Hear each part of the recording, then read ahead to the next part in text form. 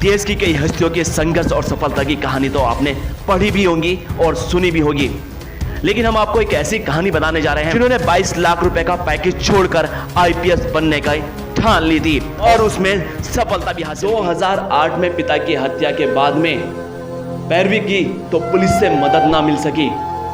पिता को इंसाफ दिलाना था, इसलिए आईपीएस बनने की ठान ली।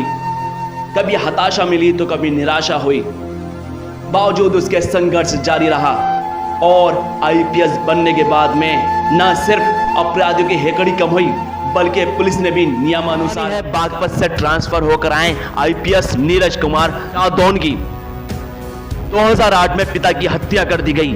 केस की पैरवी में नीरज को किसी तरह की कोई मदद नहीं मिल सकी। पिता को इंसाफ दिलाने के लिए उन्होंने आईपीएस बनने की ठान ली।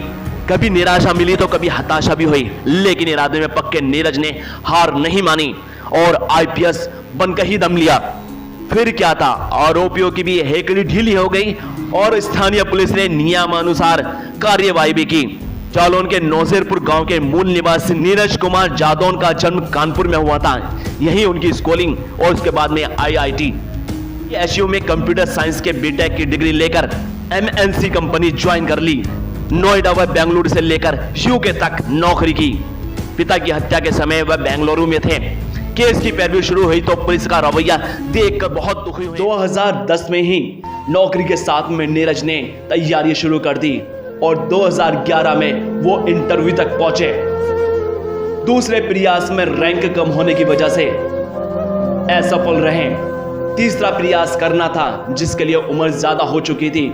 तभी सरकार की तरफ से एक मैसेज आया कि अब आईपीएस के लिए 32 साल के आवेदन कर सकते हैं, जिसके बाद में नीरज छोड़कर जो एक आईटीआई कंपनी में नौकरी करते थे जिसमें 22 लाख का पैकेज उनका था, वो पैकेज छोड़ने के बाद में उन्होंने तन मन धन से आईपीएस बनने की ठान ली और 2015 में वो आईपीएस बन गए। जिसके बाद में न केवल पुलिस ने नियमानुसार कार्यवाही की बल्कि अपराधी भी भागते नजर।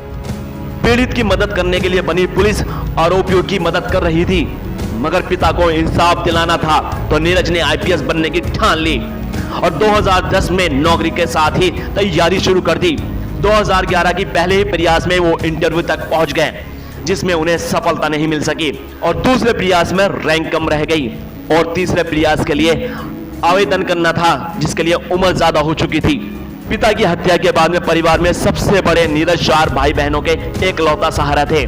भाई बहनों को अच्छी शिक्षा दिलाने के लिए वह नौकरी में नहीं छोड़ सकते रहे। उम्र पूरी होने की वजह से नीरज को काफी निराशा हुई, लेकिन तभी एक अच्छी खबर सामने आई कि अब 32 साल की आयु तक अभ्यर्थी आवेदन कर सकते हैं। नीरज ने इसे अंतिम मौका मानते हुए 22 लाख रुपए का सालाना पैकेज छोड़ दिया और पूरी तरह से तन मन धन से तैयारी शुरू कर दी।